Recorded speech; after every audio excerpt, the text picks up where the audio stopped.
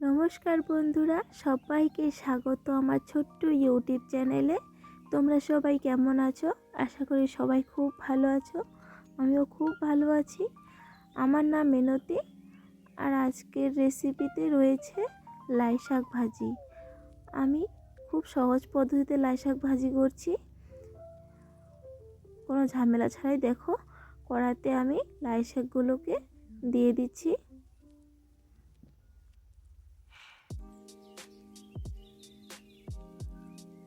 এরপর আমি দিয়ে দিব সামান্য একটু লবণ, দিয়ে আমি দিয়ে দিব 4-5টা কাঁচা লঙ্কা কেটে রাখা, দিয়ে আমি খুব ভালো করে নেড়ে চেড়ে হাই ফ্লেমে কিছুক্ষণ সময় সিদ্ধ করে নেব।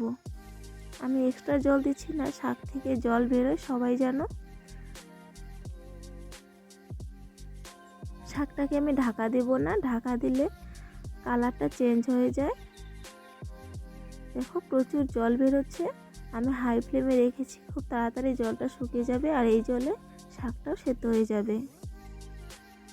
শুকনো পর্যন্ত আমি অপেক্ষা করছি।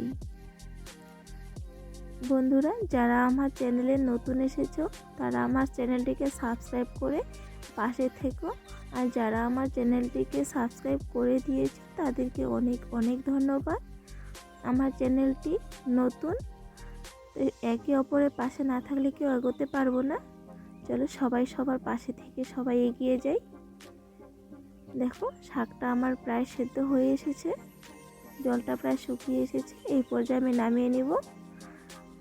কড়াতে আবার দিয়ে দিচ্ছি তেল।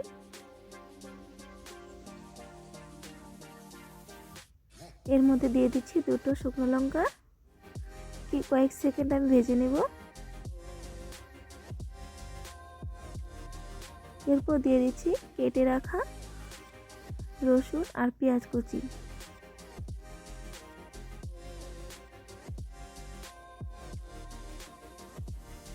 একটু নেড়ে চেড়ে নিচ্ছি।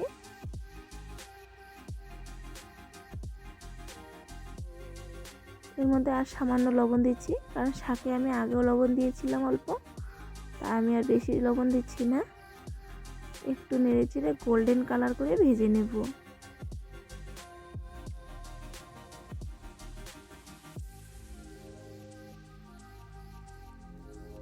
দেখো, ভাজা হয়ে গেছে। এবার এর মধ্যে দিয়ে দেব সেদ্ধ করে রাখা শাকগুলো। শাকগুলোকে খুব ভালোভাবে নেড়ে চেড়ে মিশিয়ে নিয়ে একটু সময় ভেজে নিচ্ছি।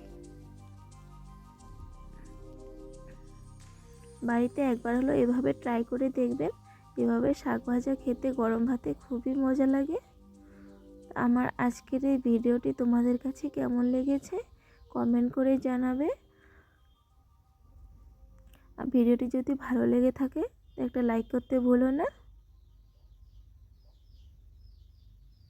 দেখো, শাকের কালার কিন্তু একদমই চেঞ্জ হয়নি। তো আজকের জন্য বিদায় নিচ্ছি। Tata, bye bye.